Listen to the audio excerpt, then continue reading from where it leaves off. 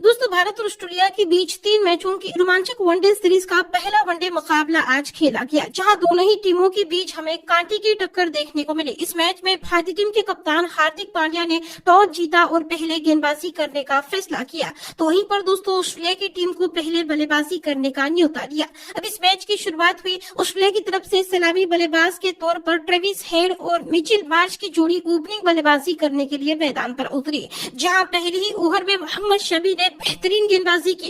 वहीं दोस्तों, दूसरी ओवर में ट्रेविस हेड के बल्ले से एक करारा चौका देखने को मिला, लेकिन इसी ओवर में सिराज ने शानदार गेंदबाजी करते हुए ट्रेविस हेड को क्लीन बोल्ड कर दिया। इसके साथ ट्रेविस हेड मात्र 5 रन बनाकर पवेलियन लौट गए। दूसरी छोर से मोहम्मद शमी काफी किफायती और कसकर गेंदबाजी करते हुए नजर आ रहे थे। अब चौथी ओवर में मिचेल मार्श के बल्ले से बैक टू बैक, जी हाँ दोस्तों, मिचेल मार्श ने बेहद ही शानदार बल्लेबाजी करते हुए 3 शानदार चौके जड़ दिए। वहीं दोस्तों, 5वें ओवर में स्टीव स्मिथ ने भी बेहतरीन बल्लेबाजी करते हुए लेग बाय समेत एक और चौका जड़ दिया, जहां दोस्तों 5 ओवर तक ऑस्ट्रेलियाई टीम 1 विकेट के नुकसान पर 29 रन बना चुकी थी। छठी ओवर में स्टीव स्मिथ के बल्ले से एक और शानदार चौका देखने को मिला। 7वें ओवर में मिचेल मार्श ने एक और बाउंड्री बटोर ली। तो वहीं पर 8वें ओवर में मिचेल मार्श ने बेहद ही विस्फोटक बल्लेबाजी करते हुए ओवर में बैक टू बैक 2 शानदार चौके जड़ दिए। 9वें ओवर में स्टीव स्मिथ के बल्ले से एक और करारा चौका देखने को मिला। अब तो 10वें ओवर में मिचेल मार्श के बल्ले से एक गगनचुंबी छक्का देखने को मिला।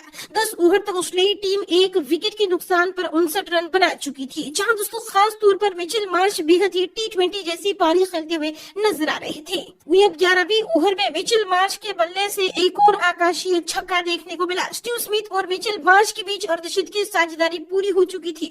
12वीं ओवर में स्टीव स्मिथ के बल्ले से एक और शानदार चौका देखने को मिला, लेकिन दोस्तों इस साझेदारी को ब्रेक करने का काम कप्तान हार्दिक पांड्या ने किया। हार्दिक पांड्या ने बेहतरीन गेंदबाजी करते हुए स्टीव स्मिथ को केएल राहुल की हाथों कैच आउट करवा दिया।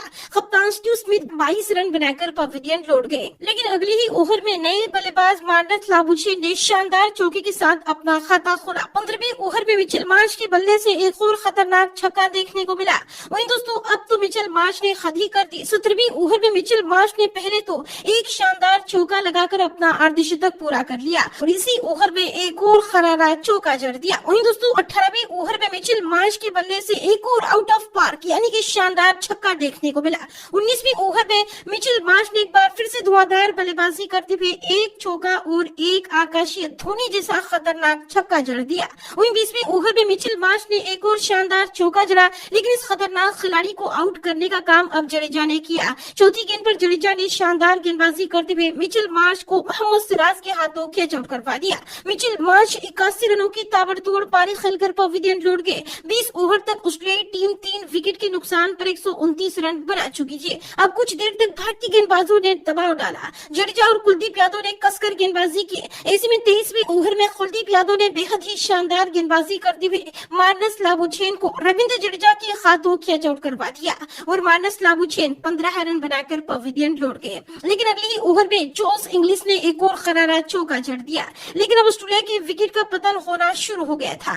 कुलदीप यादव दोस्तों कसकर गेंदबाजी करते हुए नजर आ रहे थे। 28वें ओवर में जोस इंग्लिश के बल्ले से एक गगनचुंबी छक्का देखने को मिला, लेकिन इसी ओवर में मोहम्मद शमी ने बेहतरीन गेंदबाजी करते हुए जोस इंग्लिश को क्लीन बोल्ड कर दिया। चारों खाने चित कर दिए। जोस इंग्लिश 26 रन बनाकर पवेलियन लौट गए, जहां दोस्तों 30वें ओवर में अब मोहम्मद शमी ने एक बार फिर से अपनी बेहतरीन गेंदबाजी से कैमरन ग्रीन को भी क्लीन बोल्ड कर दिया। उन्हें पता ही नहीं चला कि गेंद कब विकेटों से लग गई, जहां 30 ओवर तक ऑस्ट्रेलियाई टीम 6 विकेट के नुकसान पर 174 रन बना चुकी थी। हालांकि मैक्सवेल स्टोइनिस की जोड़ी मैदान पर मौजूद थी। 31वें ओवर में स्टोइनिस और मैक्सवेल दोनों खिलाड़ियों के बल्ले से एक के बाद एक 2 बाउंड्रियां देखने को मिली, लेकिन 32वें ओवर में एक बार फिर से शमी ने अपना जलवा बखेरा। जी हाँ, शमी ने बेहतरीन गेंदबाजी करते हुए मार्कस स्टोइनिस को शुभमन गिल के हाथों कैच आउट करवा दिया और मार्कस स्टोइनिस मात्र 5 रन बनाकर पवेलियन लौट गए। अगले ही ओवर में जडेजा ने एक बार फिर से अपने कमाल की गेंदबाजी से ग्लेन मैक्सवेल के रूप में बड़ा विकेट हासिल किया।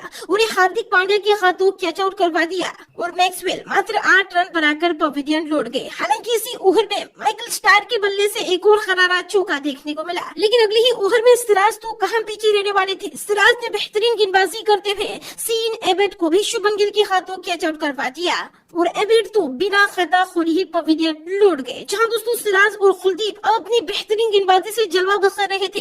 36वीं ओवर में सिराज ने बेहतरीन गेंदबाजी करते हुए एडम जैम्पा को भी कैच आउट करवा दिया और दोस्तों जैम्पा भी बिना खाता खोले ही पवेलियन लौट गए और इस तरह से ऑस्ट्रेलियन टीम 35.4 ओवर में ऑल आउट होकर 188 रन बना पाई, जहां दोस्तों ऑस्ट्रेलिया की टीम ने भारतीय टीम के सामने जीत के लिए 189 रनों का लक्ष्य रखा, टारगेट रखा। इस लक्ष्य का पीछा करने के लिए टीम इंडिया की तरफ से सलामी बल्लेबाज के तौर पर शुभमन गिल और ईशान किशन की ओपनिंग जोड़ी बल्लेबाजी करने के लिए मैदान पर उतरी, जहां शुरुआत से ही माइकल स्टार्क काफी किफायती और कसकर गेंदबाजी करते हुए नजर आ रहे थे।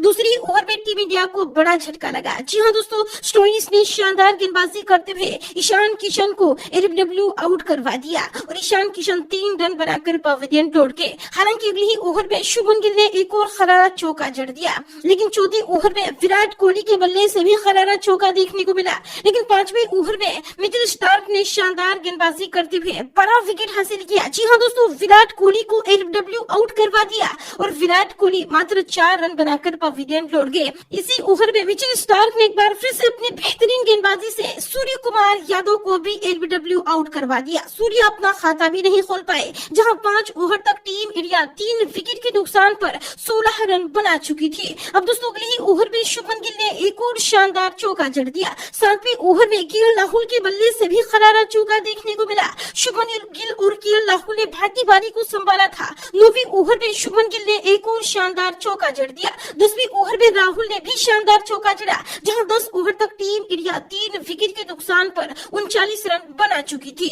दोनों ही खिलाड़ियों के बीच अच्छी खासी साझेदारी पनप चुकी थी, लेकिन 11वें ओवर में मिचेल स्टार्क ने शानदार गेंदबाजी करते हुए शुभमन गिल को मानस लाबुचेन की हाथों कैच आउट करवा दिया। शुभमन गिल 20 रन बनाकर पवेलियन लौट गए। हालांकि इसी ओवर में कप्तान हार्दिक पांड्या ने आते ही पहली ही गेंद पर चौके के साथ अपना खाता खोला। वहीं 13वें ओवर में केएल राहुल ने भी चौका जड़ा और अगले ही ओवर में हार्दिक पांड्या ने भी शानदार चौका लगाया। वहीं 15वें ओवर में हार्दिक पांड्या के बल्ले से एक और नजाकत भरा चौका देखने को मिला, जहां दोस्तों 15 ओवर तक टीम इंडिया 4 विकेट के नुकसान पर 64 रन बना चुकी थी, जहां टीम इंडिया को जीत के लिए अब भी 125 रनों की जरूरत। वहीं दोस्तों 16वें ओवर में केएल राहुल के बल्ले से एक और खरारा चौका देखने को मिला। तो वहीं पर 17वें ओवर में हार्दिक पांड्या के बल्ले से एक मैसिव गगनचुंबी छक्का देखने को मिला। केएल राहुल और हार्दिक पांड्या के बीच बेहद ही शानदार साझेदारी बन चुकी थी, लेकिन दोस्तों इस साझेदारी को ब्रेक करने का काम अब मार्कस स्टोइनिस ने किया। 20वें ओवर में मार्कस स्टोइनिस ने बेहतरीन गेंदबाजी करते हुए हार्दिक पांड्या को कैमरन ग्रीन के हाथों कैच आउट करवा दिया। हार्दिक पांड्या 25 रन बनाकर पवेलियन लौट गए। 20 ओवर तक भारतीय टीम 5 विकेट के नुकसान पर 83 रन बना चुकी थी। वहीं दोस्तों अब एडम जैम्पा और सीन एबट काफी कसकर गेंदबाजी करते हुए नजर आ रहे थे। राहुल का साथ देने के लिए मैदान पर रविंद्र जडेजा आ चुके थे, लेकिन रन काफी धीमी गति से बनते हुए नजर आ रहे थे। 25वें ओवर में जडेजा के बल्ले से एक शानदार चौका देखने को मिला, तो वहीं पर 26वें ओवर में जडेजा ने एक और खरारा चौका जड़ दिया। दूसरी तरफ से 28वें ओवर में केएल राहुल के बल्ले से भी खरारा चौका देखने को मिला। केएल राहुल और जडेजा भी एक अच्छी साझेदारी बनाने की कोशिश कर रहे थे। खास तौर पर केएल राहुल अपने अर्धशतक के करीब पहुंच चुके थे, जहां 30 ओवर तक टीम इंडिया 5 विकेट के नुकसान पर 122 रन बना पाई थी, जहां दोस्तों टीम इंडिया को अब भी जीत के लिए 67 रनों की जरूरत थी। वहीं दोस्तों अगले ही ओवर में कैमरन ग्रीन ने किफायती ओवर फेंका, लेकिन दोस्तों 32वें ओवर में जडेजा के बल्ले से एक और शानदार चौका देखने को मिला। और तो और दोस्तों अब जैम्पा भी किफायती गेंदबाजी करते हुए नजर आ रहे थे, लेकिन 35वें ओवर में केएल राहुल ने 1 रन लेकर अपने वनडे क्रिकेट का 13वां अर्धशतक पूरा कर लिया।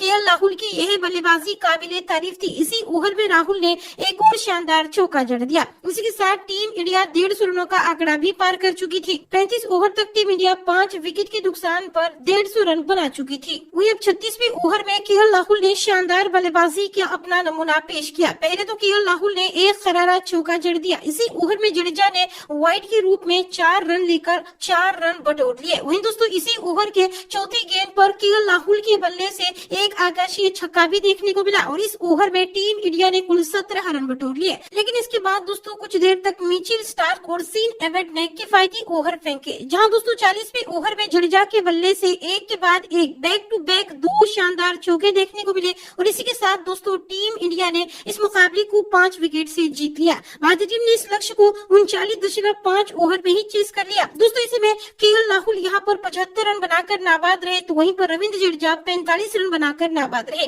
दोस्तों इसी में केएल लाहौर और रविंद्र जडेजा के इस बेहतरीन पारी को आप 10 में से कितने नंबर दोगे? कमेंट करके उसका जवाब जरूर दें। धन्यवाद।